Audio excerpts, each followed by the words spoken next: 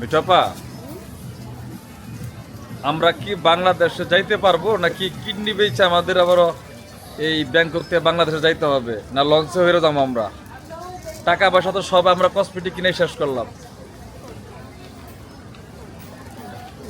আমি চিন্তা করতেছি যে প্লেনে হ্যাঁ যখন নাকি এই লাগেজের জন্য 4,000 টাকা চাপে, হ্যাঁ, আর যখন আমার 20 কেজি ওভার ওয়েট হবে, 40 কেজি আবার 40 কেজি ওভার, ওই 40 কেজির জন্য কত দিতে হবে? তা জানি না, বিমানওয়ালা নির্ধারণ করবে।